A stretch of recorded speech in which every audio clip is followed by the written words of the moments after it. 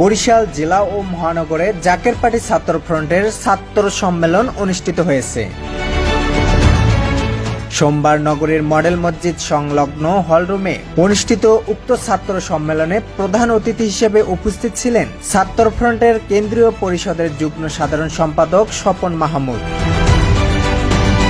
বিশেষ অতিথি হিসেবে উপস্থিত ছিলেন খোরশেদ আলম খোকন, আসাদুজ্জামান রানা সহ কেন্দ্রীয় ও বিভাগীয় পরিষদের নেতৃবৃন্দ।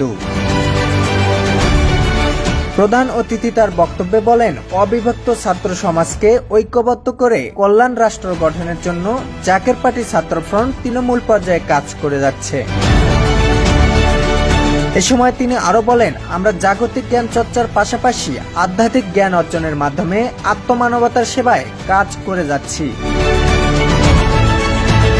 এ সময় বক্তারা দেশের এই ক্লান্তি লগ্নে জাতীয় ঐক্যের প্রতি জোর দেন। বরিশাল বিভাগীয় পরিষদের সভাপতি মিলন হোসেনের সভাপতিত্বে বরিশাল জেলা ও মহানগরে জাকের পার্টি ছাত্র ফ্রন্টের থানা, ইউনিয়ন ও ওয়ার্ড প্রতিনিধিগণ উপস্থিত ছিলেন। জাহাঙ্গীর আলম, প্রথম পোস্ট।